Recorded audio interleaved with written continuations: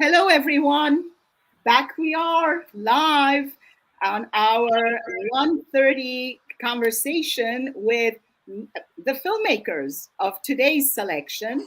And we are going to have the opportunity to meet them very quickly soon.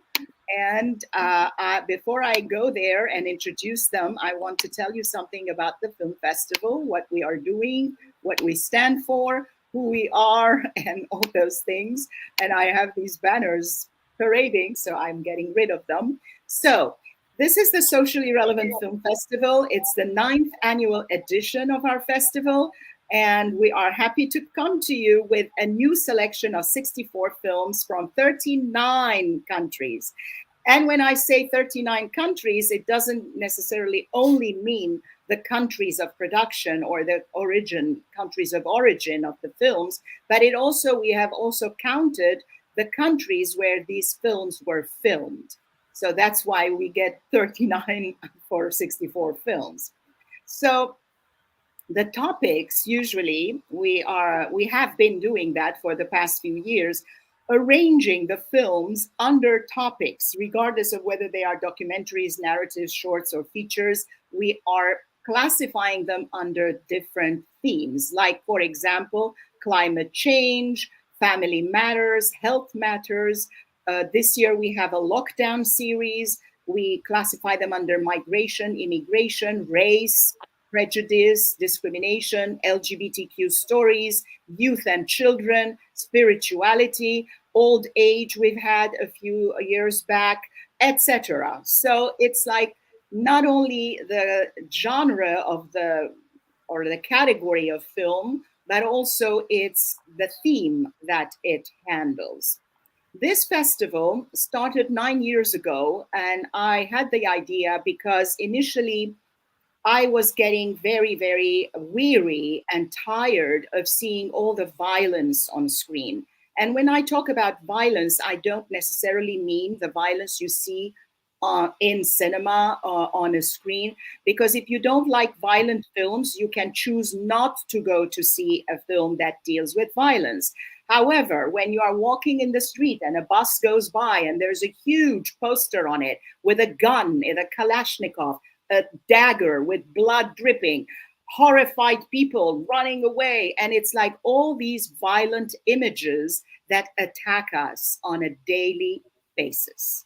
And this is an infringement on our privacy. It's an attack on us, basically.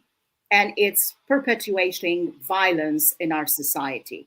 So that triggered in me the desire to offer something that is an alternative form of entertainment, something that steers away from violence and violent forms of filmmaking as well, which I'm going to talk to you about, and concentrate on human interest stories. But eventually, I expanded the violence idea and decided that we should focus on all sorts of social issues, because the basis of violence most often is a social problem, or vice versa. Violence creates a social problem, and social problems create violence.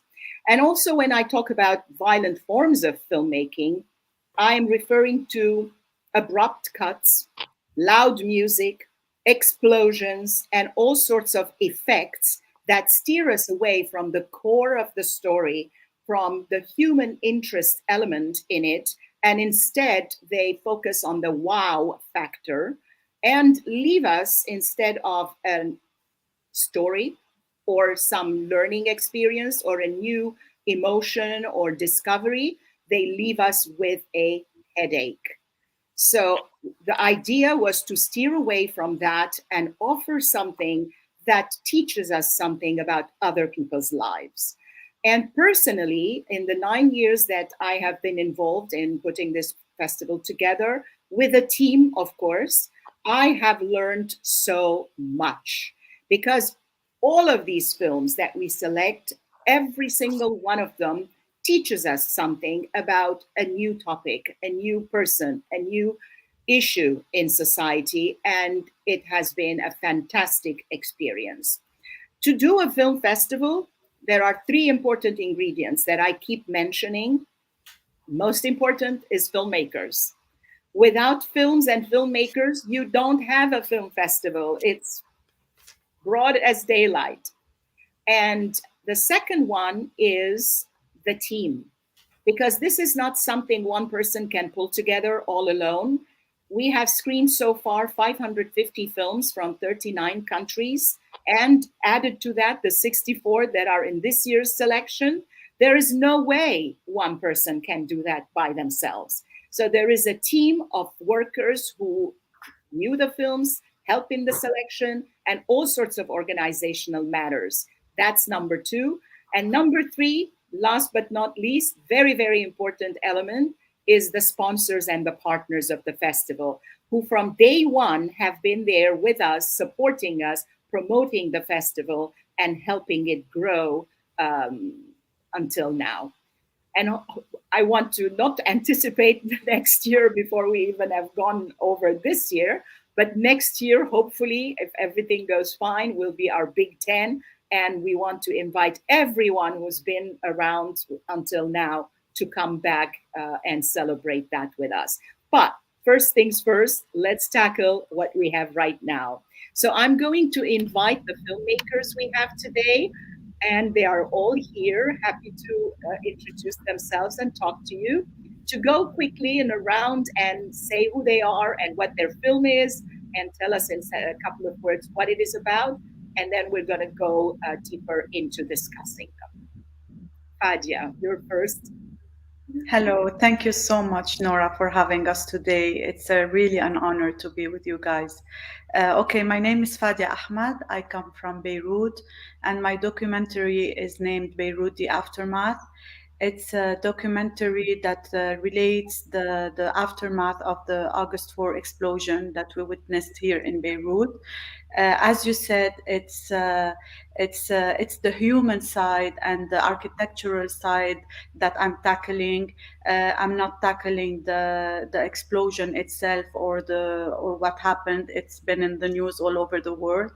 What mattered to me is to leave a trace about this explosion, and c'est un travail de mémoire. It's a work of memory, and it's a work that should be important for me as an artist to have the opportunity to leave it as an archive into our history that is not often said nor taught in schools nor in universities. Yeah. Lina?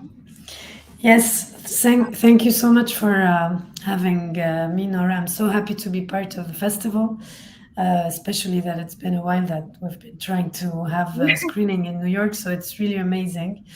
So my film, There Algeria, is my first long documentary, my first film, because I had never done anything before rather than being an actress and also programming in film festivals, which I know is very hard. And so the film is about my Algerian paternal grandparents who emigrated from Algeria and North Africa to France in the 50s, at the time when Algeria was colonized by the French. And my grandparents recently separated after 62 years of marriage. So I decided to film them from their separation, to tell their story of exile and to tell their experience, as I felt that this separation was not only intimate, but was a consequence of many separations they have gone through, and the first one being the moment they were uprooted from their land. And so the film is about exile, but also transmission between generations, as I am the granddaughter who is questioning the relationships between her father and his parents and the grandparents. And so it tells a lot about the story of France and Algeria, but also about uprooting in general and exile, and how living in exile is leaving a place that even when you come back, you will never find your place again in the same way. So I think it's a story that starts with a very intimate and singular experience, which is the life of my grandparents, but it is also very universal. And I've been very lucky to present it all over Europe and the Arab world and Latin America. So I'm very happy now to, share it with the American and New York audience. Super. Yes, and Mark? Yes, thank you, Nora. It's such an honor and a privilege to be part of your festival. I'm very moved by that. My name is Mark Wilde. I suppose I'm always motivated to bring change. I believe that film is still one of the most powerful mediums to bring about change, and I've always been motivated by that. And sometimes it's very hard, and I sort of specialize in conservation and things like that.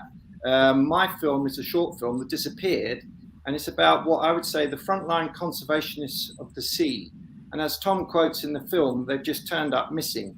And these people are very important for the health of the planet and the sea, and yet somehow they just disappear.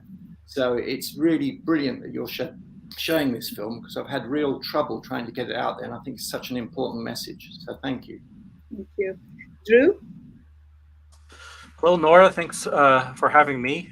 It's an absolute pleasure to be here, and I feel absolutely honored to have my short film, The Chemical Factory, have its New York premiere with the Socially Relevant Film Festival in New York.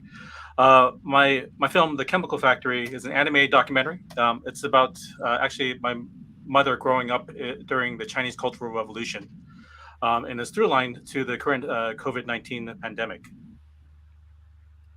Yeah. And Jon? Yeah, hi Nora and everyone. Yeah, I'm Jon Elsom. I'm delighted to be part of this as well, and honoured. I only wish I could be over there, but I'm based in the UK, so I'll have to suffice with online. But lovely to be here. Thank you. Yeah, my short film is called Surfaces. As the name suggests, it's my first short film actually. So a real pleasure to be part of a film festival like this with my first outing. My film, as the name suggests, is about whether we can trust the surface of things and what can go catastrophically wrong if our judgment of surface appearances is wrong. Right. And last but not least, Tony. Hello everybody, yeah, my name's Tony. Je vois qu'il y a des Français aussi dans la salle. I'll keep it in English. So my short film is called My Name Is. It is a film following individuals with non-Western first names. It's linked to their identity and the pressures to conform to the Western norms. Right. I'm really excited to share it. So this is really great. Now that we've done the round, maybe we should quickly say who is where, because I know Fadia is joining us from Beirut, and Lina is in Paris, right? In London. In London town, yes. Yeah. And Drew, where are you? I'm in Los Angeles right now. Oh, wow. This is cool. Yeah. And Jon, you're also where? I'm in Bath in the UK. In Bath. I love Bath. Oh, I miss Bath. Okay. And Tony, you are? I'm in Vancouver, Canada right now. You're in Vancouver. This is amazing. And I'm in New York City. So there you go. This is the Socially Relevant Film Festival. We had a couple of days ago people from Sydney and New Zealand, and it was 4:30 a.m. for one and 5:30 a.m. for the other. I think we're all pretty much manageable time zones, aren't we? Like we're not waking up in the middle of the night. Okay, so let's go to the first question, which is, how did this idea come to you? What happened? What triggered the idea of this film that you're bringing to us? Fadia. Okay, so when I introduced myself, I did not mention that originally I'm a contemporary artist. I'm a photographer. I do fine art photographies. I do exhibitions all around the world. In 2019, I happened to do an exhibition named Beirut that retraced 10,452 steps. It's in allusion to the 10,452 square meters of the Lebanese superficie, because it was a way for me to reconnect with my roots, with who I am as a human being, because I was born and raised away from my country because of the war in 1975. I was born in 1975, actually, at the beginning of the Civil War. So I grew up with the tales of my mom telling me about my country, about my origins, but I did not know about my country because we were at war, and I was raised away from it. We went. My parents had to leave in order to keep us safe.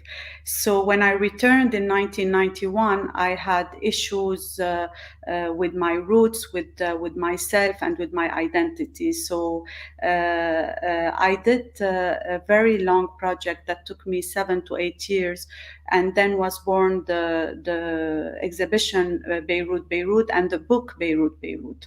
So it traced 10,452 steps from a point A to a point B that I would do daily in order for me to collect photographs and art pieces that made me reconnect with my real self.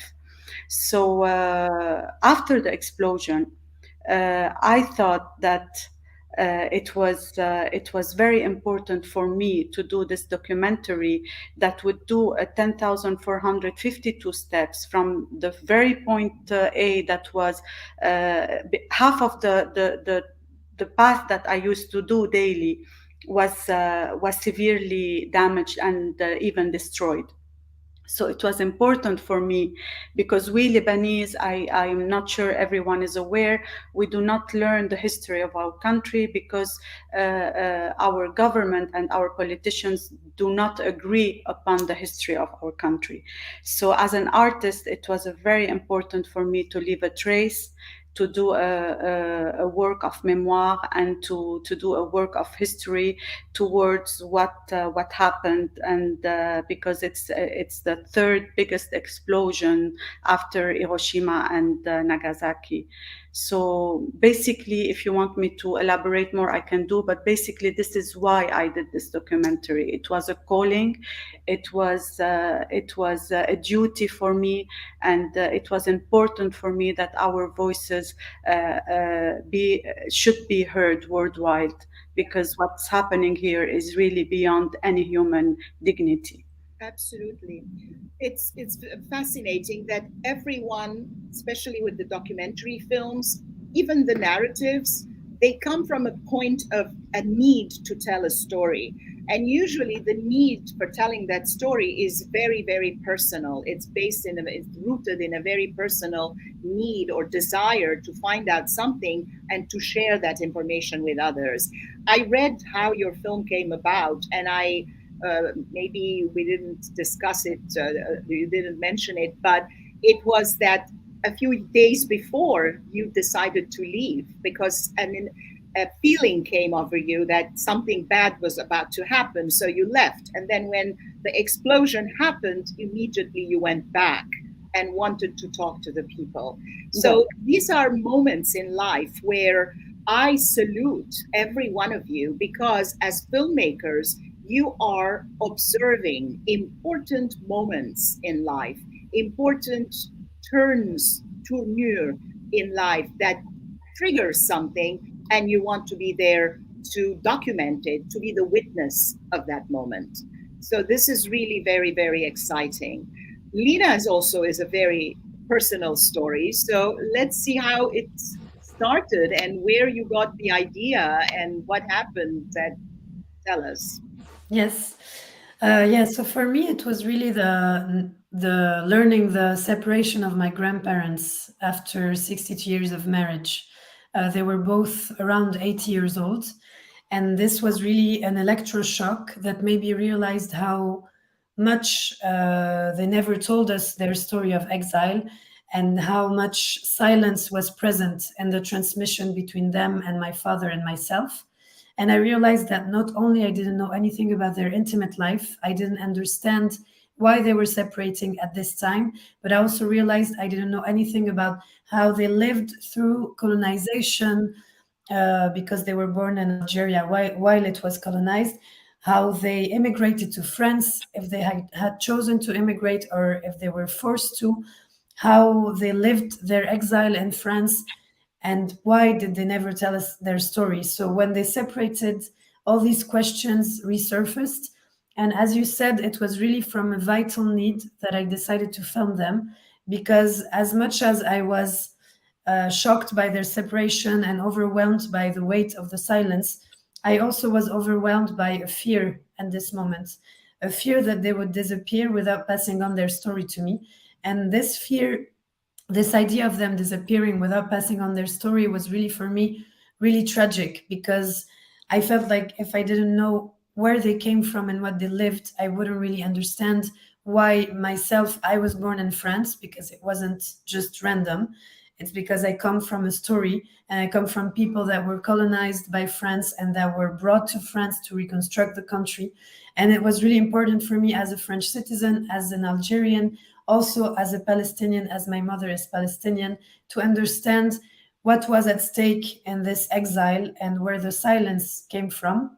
And for me, it was also about telling the story of a man and a woman, which happened to be my grandparents, who never really chose anything in life, but still had the strength and find a way to have children in a country they didn't know, in which they were brought to work and contribute to the economy without having their full rights and full dignity. And it was really important for me to also put a focus on the character of my grandmother, who was a woman that was married when she was 15 to a man she didn't know, which was my grandfather, who was 19, who also didn't choose her. And she arrived to France at age 17 and had children there without speaking the language. And she became this really outgoing, joyful woman. And so for me, she was really a mystery. She was really an enigmatic feminine figure that I really wanted to question and understand how she found this strength. And in comparison, I was facing the character of my grandfather, who is someone that really closed himself in silence to survive. And I needed to know why he was hiding in his silence. And little by little, I understood throughout making the film that the silence was not hiding any secret. It was only translating the pain of uprooting. And this applies to any person who experienced uprooting. So for me, it was really, it went from an intimate need to also the need to visibilize individual stories that are part of a collective memory. Yeah, it's very powerful in the sense that Lina's film has this poignancy of telling the story of a couple, namely her grandparents, but through them, it's actually the story of the French colonization of Algeria. And even now, because when a divorce happens, any one of you who have been through a divorce, it's not the end, it's the beginning of something new. And the divorce in the story, I don't want to give it away, you have to come and see it. But in Lina's story, after all these years, the woman, the grandmother, her grandmother is complaining. She's saying, I've spent all my life serving you, bringing you food, doing this for you, doing that for you. And they're separated and they're living in two different buildings. They happen to be in the same complex, one building across from the other. And yet, even though they're divorced, she still brings him the lunch every day. And it's like the same as France and Algeria. Algeria is now independent, but the interrelationship between Algeria and France is so strong that you cannot take a pair of scissors and cut it and say, end of story. It will keep going on and on. And in that sense, your film is very strong, not only as a personal story, but also as an allegory of the French-Algeria relationship. So we can talk more about it, because each one of these films, I feel so bad and a bit, I'm sure you all are feeling a bit frustrated like me. All of these films need sessions of their own. But as I said, if I do that, I'll be not sleeping at all and doing them 24/7. But we do intend to invite back filmmakers at later dates and just do individual talks with them outside of the festival. So let's go to Mark and find out how the idea of this film came about. Right. Well, I like to think of myself as a story detective. I'm always looking for stories. And about 3 years ago, I was talking to a friend, Kimmy, and when this story came about, I could not believe it. You know, it was about kind of obviously these frontline conservationists protecting our seas. And it was just, it had everything. It had press ganging, there's slave ships, there are people at sea for a year and a half, there are people snatched off beaches, never to see their family again. And these people are just missing and nobody knew about it. And I couldn't believe it. And I was just very sort of thought, right, the original ambition was to turn this into a feature documentary because we thought it's going to be very powerful. It's going to be something like The Cove, it's going to change what people think of the sea and fish. Yeah. And particularly the Pacific. So we made this promo, and I approached some people, and obviously as you can imagine, the whole subject was quite dangerous because with some of the footage that we couldn't get because it was too risky to life, we had to animate, and people had to disguise their voices and things like that. So we made this kind of promo to promote the idea of making a feature doc. And it was through our contacts, shall we say, that I found out that two of the companies that I'd approached, two big companies that I knew quite well, were trying to make the film themselves without us. So we were like, what? We couldn't believe this. And obviously, coming back to my old Hollywood adage, I always believe it's the first out the gate, the first person to the cinema, so to speak. So we were so upset that these people were obviously thought our idea was so good that they were trying to make it themselves, that we decided to turn our promo into a short film. And that's really how The Disappeared came about, because we thought we've got to tell this story, and we did. That's kind of where it is. And in a strange way, under these circumstances, I actually feel that the short film is very powerful. I mean, I've seen certain feature docs that take elements of what we were doing, and they may be not quite as successful. And I think that in the end, it's like one of those amazing things where by chance, because you're restricted, you've been restricted to do this thing with hardly any money in this short time frame, you end up with a piece which I shouldn't say, I feel is quite poetic. It gets the message across. It has mixed medium animation, but it's also quite powerful. Yeah. So I'm kind of, I have no regrets, and in a way, it's like fate. It's here now, and we're watching it. It's capturing the moment a lot of times. I have a remark, a comment here from one of our viewers, Jewel Media, Ching, and she says, the world needs more storytellers. Yes, it's true. And here we have a great collection of storytellers, and this might be a good moment for me to say something about the festival as well, since we're halfway through. So we have early bird tickets, and that's only $7 for the in-person screenings of these incredible films. Some of these films are screening, most of these films are screening in person, I think, with the exception of a couple. But they're also going to be online as well. Not all of them, but mostly they will be offered online.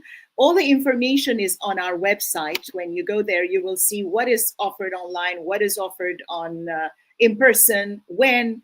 Everything is there. It might take a little bit of scouting work because it's not all on the same page, because we don't want to make a mile-long first page, but you can find easily the information.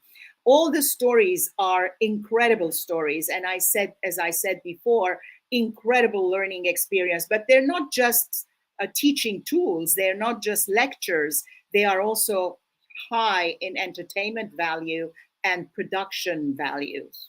So let's go see how the next people in the show made their films possible. Yes. Are we continuing with Drew? Yes.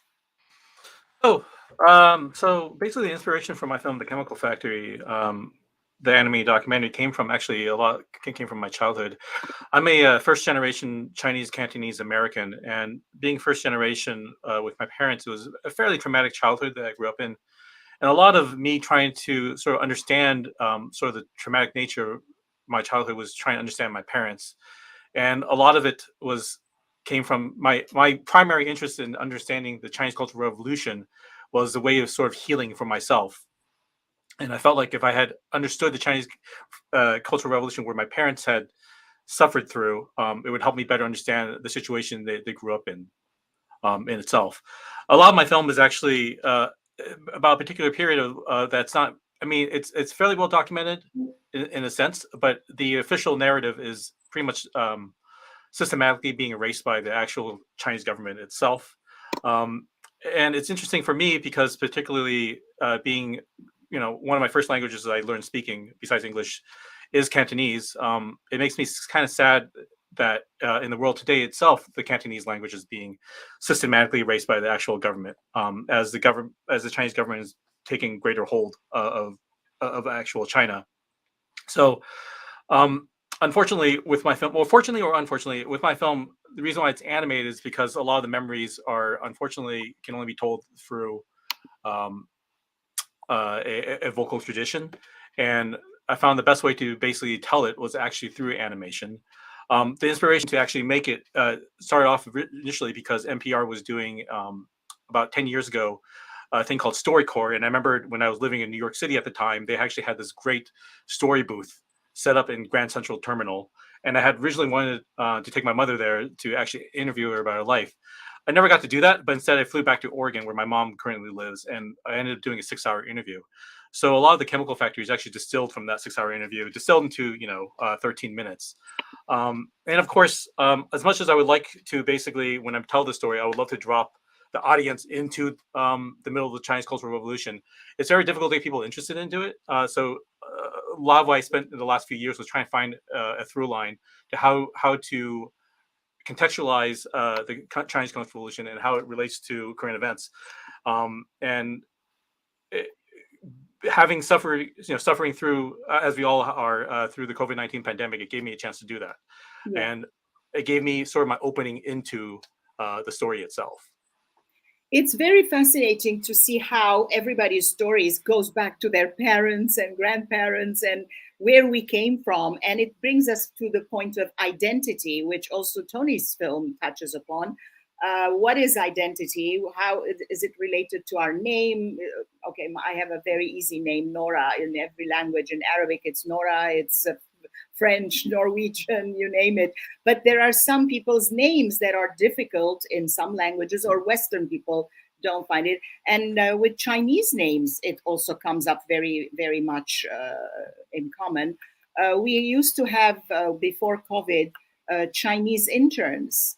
They used to come during the month of February only, which is a holiday in China, to come to work during the festival, on the festival. And invariably, they would give me their Chinese name, and then they would say, yeah, but my Western name is this. It's like as an apology. And I'm going, no, I want to learn your Chinese name. I want to call you by your Chinese name, not by something else. But I think this is the identities. And like, I'm listening to you, Lina, and I'm going, oh my God, you have so many stories to tell, because Lina comes from a family of artists from background. Maybe we should mention that her mom, the Palestinian mother she's talking about, is none other than Hiam Abbas, a very, very old friend of mine from a long time ago. And the stories that Hiam has told us, and I'm sure she has transferred to you all this tradition. Can we maybe expect something now, a new film on Palestine this time? Maybe to keep the balance. Yes. Part. And then her father's side is none other than my good old friend also, Zindine Soualem, who's a very well-known French film star, and he shoots a lot of films with a lot of different people. And it's like amazing. What have they gone through? Their lives also has been kind of like immigrants trying to come from different cultures, and in a place like France, where maybe not even speaking the language properly or not mastering it very well, they have made themselves names and they have become important personalities in the film industry today. Wow, I can't wait to hear those stories. Are you getting back to the drawing board with all these? And of course, Fadia, I mean, Beirut, Lebanon, I mean, all these stories one can tell. China, it's Canada, I mean, everybody, even the UK with all its diversity nowadays. So let's hear how Jon's story came about. Thanks, Nora. Yeah, well, I'm kind of happy to report that my film wasn't inspired by experience of my parents report that, because the backdrop is actually the insidious menace that is domestic abuse. And that's what informed my film and was the inspiration for it. And particularly, I mean, my film is, I should say I'm the writer of the film, not the director. And my film was inspired by the fact that, you know, back in the heart of lockdown, in proper, serious, full lockdown, instances of domestic abuse in the UK, for instance, had gone up by over 60%. And, you know, abusers had their victims trapped just where they wanted them. And what was a fairly desperate existence for women most of the time was obviously even worse. I took a few days holiday from, I've got a day job, shockingly, and even though I'm not there in New York, I've got lots of affinity to it because I work for McCann, the global advertising agency network, who are headquartered there. I had a holiday from my day job, and I wanted to just do something to give to someone to help with the desperate state of things. There was so much uncertainty around, obviously, to do with the virus, but also so much misery heightened for domestic abuse victims. One of our clients, the reason I mentioned the day job, is Refuge, who are a UK domestic abuse charity, the leading one, who do fantastic work. I kind of wanted to give something to them to help these women, to offer them something in terms of some hope, and actually tangibly to offer them a way out at a time when they might feel completely trapped in their desperate situations. So that was the backdrop. The theme of surfaces really was, it was interesting how, as we began not to trust physical surfaces, as we were sort of told that the virus lived on the surface of things around us, we also, I think, began to mistrust, or not certainly take at face value, what we were being told about the nature of the virus medically, and also how it was being dealt with societally and politically. And then, of course, there are parallels with domestic abuse victims and how they get pulled into relationships, into seemingly loving, normal relationships with seemingly normal, loving, kind men who turn out to be anything but when you go below the surface. So my films are, it's fiction. It's a 11-minute narrative fiction, an original drama, but very much based on you know, hard truths. And it's a two-hander that was conceived and shot all in lockdown, and all set on one FaceTime call between two people. Yeah, it's amazing, and I'm glad you prefaced it by saying it's the one that doesn't have to do with my family, because it's about domestic violence. So it's always interesting to be inspired. Well, it could have been, who knows? I mean, it could have been triggered like that, but fortunately, it's not. So all of these stories are, again, fascinating. And let's hear what Tony's story, how was it triggered? What made you think of making a film about people who changed their names?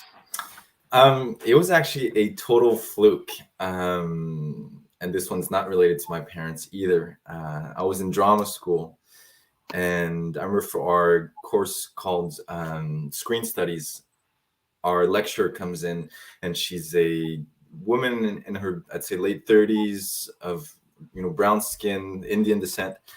And she introduces herself and says, "Hi, everybody, my name's Joe, and I'll be your lecturer for the course."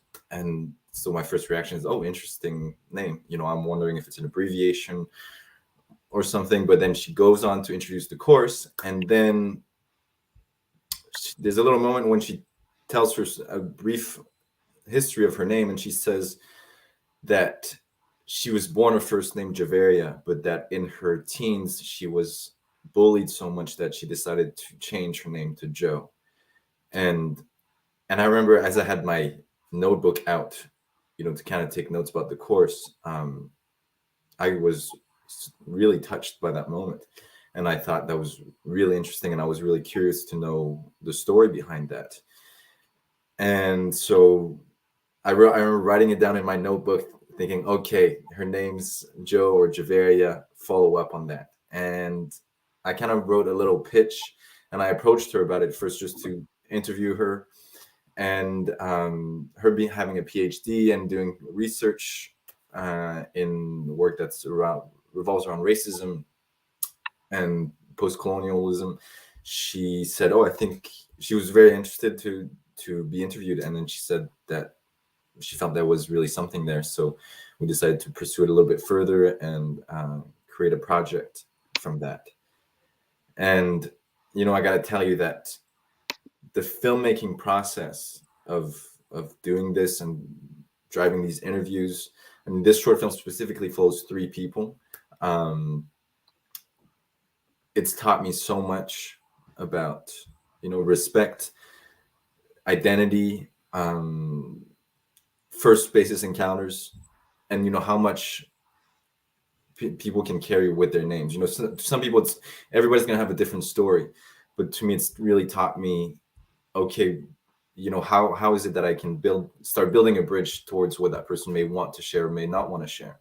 But it's really made me reflect on, how often do I not take in somebody's name, where sometimes we'll just briefly say, oh, can you repeat your name, but then actually forget it. Yes, it's a story, that's taught me so much. And I think there's something in there for all of us to, to reflect upon. And I'm very excited. It is quite interesting. And then it makes you stop and think for a second. Let me take this moment and read some more comments. Jewel Media, our friend Ching, who also was a filmmaker as well, and she has a film in the selection, My Yang Gang Diary. When you look at the schedule, I'm going to also talk about the schedule in a while. You can also check that out. She says, I went through the Cultural Revolution, 10 years of distraction. She was in China at that time, and she went through it. So maybe you want to interview her as a sequel to the Chemical Factory. So, and to go from there, I want to say that, let me just try to do it from memory. Remember, Lina's film, Their Algeria, is opening the festival on March 16 at 6 p.m. at the Lincoln Center, Eleanor Bunin Monroe Film Center. And it's followed by a Q&A, and we can't wait until we have that. Fadia's film is playing on Friday evening. Are you going to be able to make it, Fadia? I'm not sure. We never addressed this issue. Unfortunately, I won't be able to make it, but I will be there with you, really by heart, and I'll be doing the Q&A as well online with you guys. Yeah, because the problem is that the cinema is not, the bandwidth is not enough for us to rely on it to do a live Zoom with the Q&As. Okay. But we're going to write to you. There's one other filmmaker who cannot make it to pre-record a bunch of questions that I will ask you. Of course, we cannot predict what the audience is going to ask, but at least they will have a feel of you. They will get to see you and something like that. So Mark's film is in the, if I'm not mistaken, in the online. It's screening online, and it's in the climate change and sustainability theme, under the sustainability theme. The Chemical Factory is also screening online. It is part of the race and prejudice and discrimination section. And it's screening with a very interesting film, which is about the Chinese and Black experiences together in the United States. So it's kind of a short that kind of links these experiences, the Chinese and the Black experiences. Surfaces is screening in person. I'm not sure before which film. I think it's in the COVID section, if I'm not mistaken. Yeah, Lockdown. We only have 3 short film collection sections that are screening in person.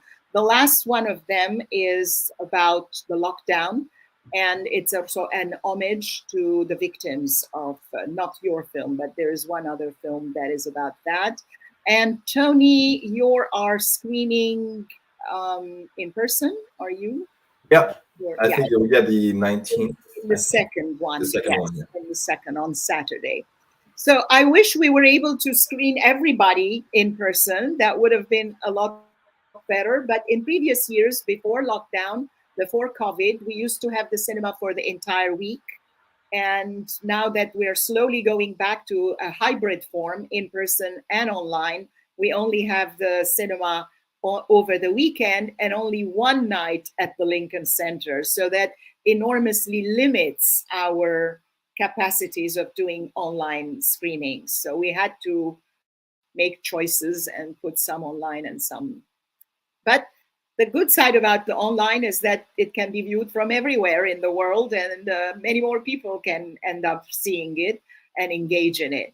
So let's move on. And maybe this one, I don't want to go back like a school. Okay, it's your turn, it's your turn. So let's make it a little more lively and free so people can feel like they want to jump in or not jump in. It's about what do you expect from screening at the Socially Relevant Film Festival or streaming at the Socially Relevant Film Festival? And how did you find out about it? Or what do you have a message for the audience or something? Whatever, feel free to board the question any way you like. Any takers? I'm just really excited because I think normally with making any kind of film these days, there's just so much content out there that it's really hard to get anybody to get any eyes on it. I mean, it used to be that if you make a film, you kind of put it on YouTube and you hope like people would actually watch it.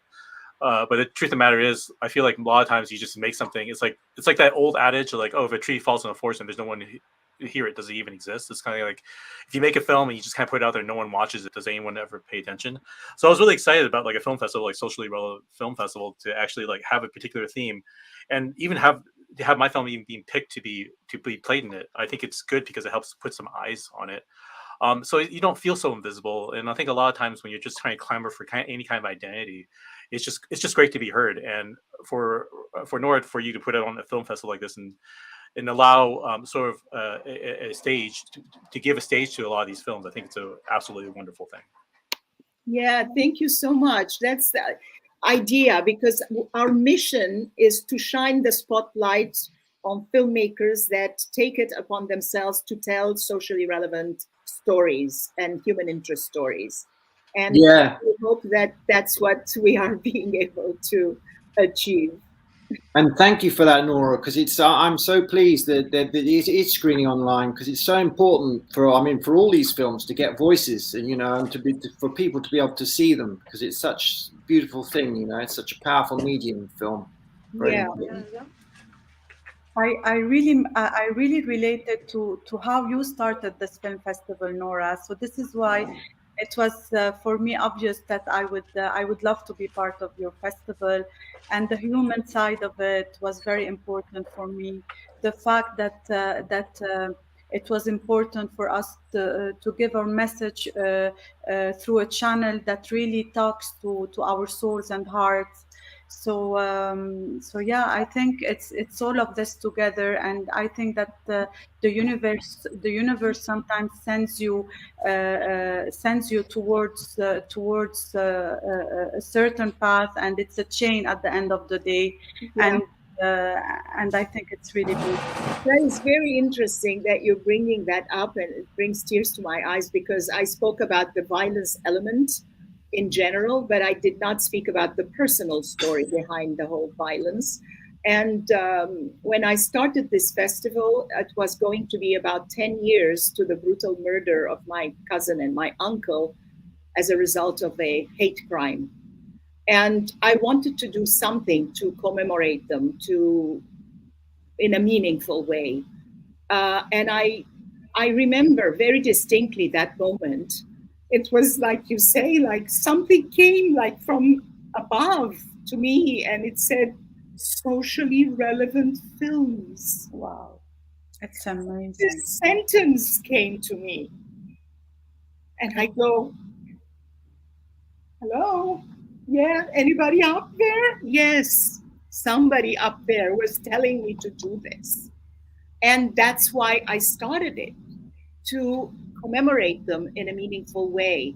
Not only about the violence, not to focus just on the violence, but to open it and include all these fascinating subjects about violence against women. It was kind of like a domestic violence. It wasn't her family that did the deed, but it was still violence against women, the identity issues we are dealing with, the environmental and sustainability issues we are dealing with, a country, it's the way it's handled, the corruption, the political backdrop of it all, the names being bullied into something that we are not. I mean, all We're of all, these yeah, issues. we're all related like a chain, like Tony's story.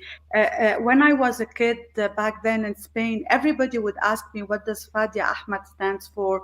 Where do you come from? Are you a gypsy? I did not know how to answer those questions. I was so small. So now when he was telling this story, it got me back to my childhood, and I really experienced this. Yeah, it's amazing how everything is interrelated, because at the beginning I even questioned my motives, and I said, yeah, but it's like a bazaar, with all these different themes. There are a lot of festivals who focus on one theme. There is the Real Abilities Film Festival, with whom we have partnered in the past. They talk about disability or different abilities. There is the Real Recovery Film Festival, which is about recovering alcoholics. There is the LGBTQ, there is this, there is that. There are different festivals who deal with different topics. Well, we deal with all of these topics. And maybe this is a good moment for me to say how we end up selecting the films. We don't set out every year at the beginning of the selection process and say, well, why don't we this year make it about this or that or the other theme? We look at the films, we choose the best ones out of them, and listen to the filmmakers to see what stories they are telling us. What are the topics that are most bothering them or most urgently moving them to get out and make movies about them? And based on those, the program takes shape. So that's how we progress. That's why, because some of the topics that keep recurring, like race and prejudice, and we did a series back in August on BIPOC films, Black, Indigenous, People of Color films. We have a huge section this year on Indigenous people and Indigenous people's rights to their land, to their homes, to wherever they are. So that came up a lot. The Chagassians, the Sahrawis, the Armenians in Artsakh, like so many films that are dealing with the topic of indigenous people and the First Nations. There's another Canadian one that deals with First Nations. And there is a US film that deals with Native Americans. So 5 films that are dealing with Native and indigenous people and identities, families. And it's like unbelievable how they float to the surface suddenly, the topics. And all we have to do is collect them and put them together in a nice bouquet to present it to the audience. So does anybody want to jump in on this topic? Yes. Yes. Yeah, I was really moved by what you were both saying, Nora and Fadia, because I also, like, for me, I discovered documentary filmmaking through programming. As both my parents were actors, I kind of took another path at first, and I studied history and political science. And I lived in Buenos Aires in Latin America for a while. And there I decided to volunteer in a film festival, which was about films, human rights films. And this is how I started watching a lot of documentaries and learning so much about human experiences everywhere. And it allowed me to deal better also with my own experience, because I was so marked by also my Palestinian side and all the tragedies that have happened in my maternal family. And every time I was going to Palestine, it was very hard for me to handle. And the fact that I went far away and discovered new stories allowed me also to connect, human experiences and see them in a different way. And it also gave me the desire to also tell stories through this medium, which really allows you to combine an artistic way of telling things, but also to really tackle social and political issues. And so for me, it's really beautiful to be part of this festival, because I feel like you're doing this work, and it's really important, because there are so many filmmakers that have a voice and can talk about situations that may seem too tragic or too hard to tackle, but through cinema and through a human and sensitive perspective, you can tackle them. And it's really important because a lot of people are living in difficult and harsh, violent situations and invisibilized, because it's hard to connect when you don't actually go through the feelings. So I think it's really important what you were both saying, and I wanted to just say that I'm very happy and honored to be part of the festival. Thank you. Thank you. We are also honored to have you and everybody else as well. And maybe I want to also say something else besides the fact that we let the films float to the surface. Unlike some other festivals, especially festivals based in New York, we don't go around the big festivals fishing out the films that are getting great reviews or doing well. We focus solely on the films that are submitted to us by filmmakers that would otherwise completely go unnoticed because they are not dealing with commercial topics, because they don't have big budgets to promote their films or advertise them or bring them to prominence into major festivals. So we favor the unheard voices and that can easily go unnoticed. So I have to say that my heart goes to that. And as a filmmaker myself, sometimes I write these long letters. All of you have experienced those. But I am horrified by film festivals where they don't respond to you. You have a question, you ask them a question, and then days pass and you're left hanging in the air. You don't know what's going on. You don't, because they're busy doing other stuff. And I take it upon myself, even if it's 4 a.m. in the morning, to just answer, even if it's briefly. Sometimes I have to be very long and detailed when we write to everyone, explaining how this and that point and the other point. And some filmmakers don't read them, but then they ask a question that was already covered a few emails ago. But that's fine. That's fine. I'm sure they are doing 10,000 things as well at the same time. So it's forgiven. And yeah, we are a family. That's what is important to remember. We are all fighting the same cause. We are fighting for the unheard voices, for the unheard stories, and advocating them to be heard or listened to much better than the commercial world out there. So maybe we should just go around, and it's fine, we can go a few minutes longer. If you want to tell us about your next project, who wants to venture in first?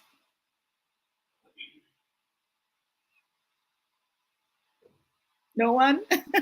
I'll go. I'll go. Oh, okay.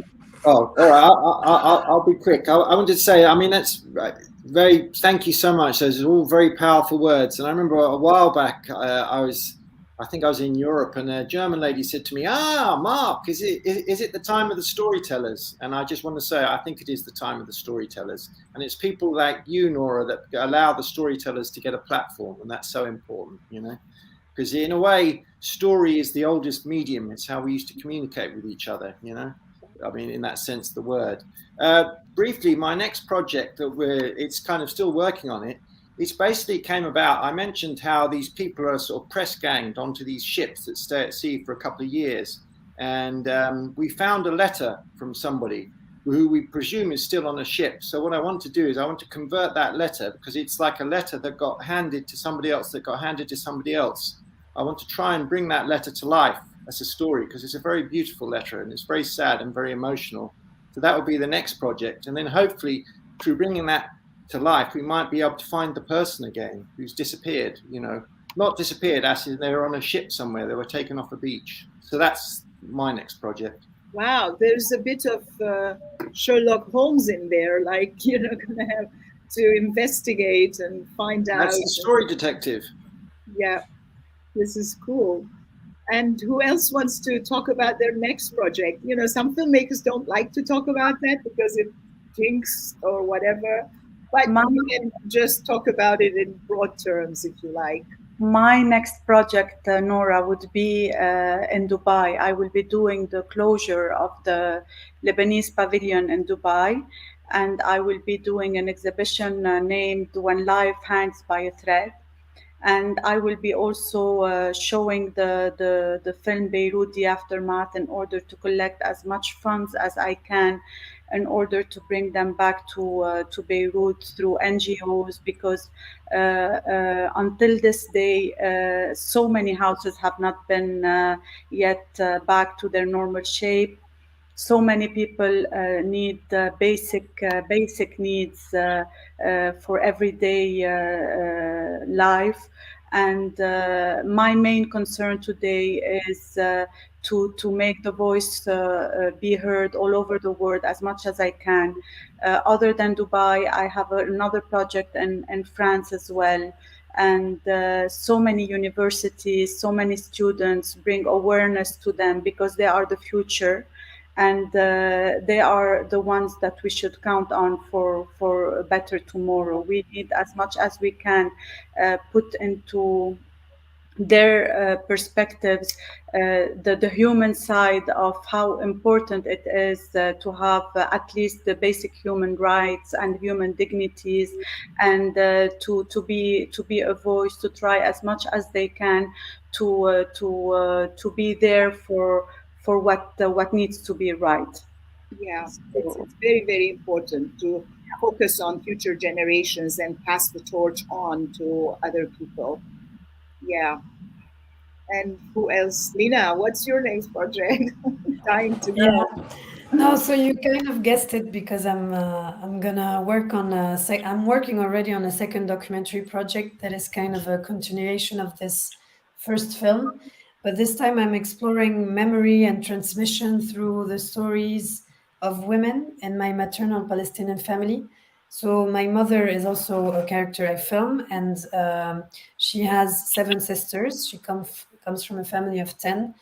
And so I'm really focusing on the relationships between her and her sisters, and what they received from their mother, which is my grandmother, and great grandmother.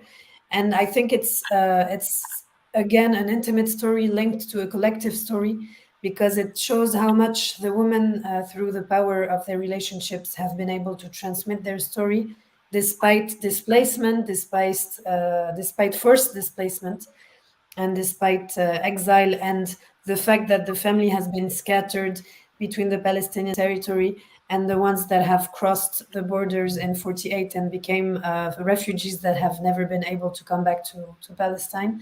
So I think it's intimate stories of women that tell more collective stories. And I think it's, again, a way to visualize and humanize people that happen to be my family, but that are in the media and in the outside world often talked about as a mass and not visibilized as sensitive, complex human beings. Yeah, that is very interesting. Wow, that is amazing. All these women in the line that comes through. And also you're very, very right in the sense that when they're talking about the Palestinians, the Israelis, the Lebanese, it's like everybody's talking about the, I don't know, the Arabs, the Jews, the this, the that. It's like a block of people, and who are they? Everyone is different. Everyone has a story. Everyone has a different experience. But for political purposes, they are labeled, put together in a box, and lumped in on one category. So, anyone else wants to talk about their next project? Let me see if there are other comments. And yeah. I can say what I'm up to. Obviously, on the writerly side of things, obviously in my day job, I'm doing a series of different. We're always working on a number of short films, more like a minute and a half, but doing an interesting one for a global client for the Football World Cup in Qatar at the end of 2022. And then I'm finishing my first novel and just about starting a second one, which who knows whether they'll end up being involved with film ever. That would be lovely. And then if my 2 kids allow us to, I'm writing a sitcom with my wife about survivors of suicide. Wow, that's tough. but it's also a very important topic. Like you are all saying, yes, this festival is like that, and we try to make it cool and fun to come to our festival. That's why we do these $7 tickets, because nobody wants to come and hear stories about domestic violence or suicide or people killing themselves or changing names, or and they're going up. I don't want that. I want to go see Star Wars. I want to go see. So we tried hard to do that. So maybe this is a good time to announce it again, that hey, it's Star Wars is $15 or $25. I don't know, but we are only $7, and you'll get equal amount of entertainment and knowledge from it. So don't go see huge blockbusters that have wasted a lot of money that could have fed a whole nation or a whole village, or could have made 15 filmmakers tell much more relevant stories. I mean, I'm not talking particularly about Star Wars. Maybe there is some allegories there that might be interesting, but a lot of other wasted Hollywood movies that we can see all the time with huge amounts of money spent on something that could have been said in much less, as we all know, because we're all working with the means of whatever else we have in our hands. So who else wants to say something about their next project? I was going to say that my next project is actually going to be about a Chinese funeral in America. And particularly, I wanted to do it because it's going to be a lot easier than the Chemical Factory, because the Chemical Factory was all period 1950s, 1960s China, which surprisingly was extremely difficult to work with because it was really hard to find all sorts of research. So I decided to make my next project a little bit easier on myself, set it contemporary, because it's a lot easier to find locations for that sort of thing, as opposed to a period of China that doesn't exist anymore. So that's it for me. Yeah. Maybe I should tell you what my next project is. We'd love to hear that. Yeah. Because I don't do the film festival 24/7. The film festival takes about 5-6 months of my life, but the rest of the time I'm an actor. I just finished my one-woman show recently, which was kind of a remake, but it was with new added material, which I performed on Theater Row in New York and at the United Solo Film Festival, Theater Festival. And I have been accepted for next year's festival with a new theme, which is about migration behind the Iron Curtain in the late 40s. Wow. Yeah, that was a full play that I had done in Armenia a number of years ago, and now I'm doing the solo version of it, condensed in a solo. And a few film projects up on my list, my dance card, I should say. One of them is a short film, which I'm also developing to be shot in Armenia. And then another feature that is in the works as well. And I'm directing a play, which will be in April. So, wow. Unfortunately, on Zoom. It was supposed to be in person, and the university with whom I'm working, they decided they're not doing in-person shows as of yet, not until after the summer, but I'm not available in the summer. So we took it on Zoom, which is not too bad, because in 2020, I was supposed to direct a play, which was supposed to be in person, about migrant women, called I, Migrant Woman, 3 different monologues, and COVID hit. So I took it on Zoom because it could lend itself very easily. It's women talking, monologues, very easy.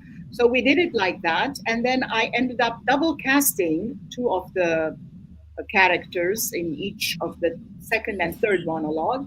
Ended up with 5 actresses, and I felt, who am I going to leave out? I can't leave out any one of them. They're all wonderful. That's basically why I had double cast them. And I edited them in a way as though they are answering each other. So it ended up being a 36-minute short film, which is now doing the festival circuit. Wow. Wow, that's great. And it even won me a Best Woman and Female Filmmaker of Short award in the Toronto Independent Film Festival. So I am very happy about that. And that was a COVID results. Creation. COVID creation, COVID baby, yeah. COVID boomers or something like This that. is why, Nora, it makes me think that all our stories are really connected, and it's really not personal stories as much as they are universal stories. Yes, we are talking about something that we experience and we witness, but on a universal level, we all relate to each other's stories, really. Absolutely, absolutely. And it's not by coincidence or by accident that we are all put together in this world and in this selection. Let me end the broadcast. We can still stay and have a little chat afterwards. So, thank you, everybody who has joined us during the course of this talk. Very, very fascinating, interesting talk. And I would like to remind everyone that this recording will be on our YouTube channel, accessible and available for viewing afterwards as well. And please, you filmmakers, also, you can share it, share the link with your groups and drive them back to our YouTube channel and to the festival. So it's still going on. It's starting 16th of March, and it will be until the 27th. From the 16th to the 27th, it's the in-person screenings. And then from the 20th to the 27th, we go to the online section. Okay, I'm ending the broadcast now. Bye-bye, everyone. Bye. Bye. Thank you Bye. so much.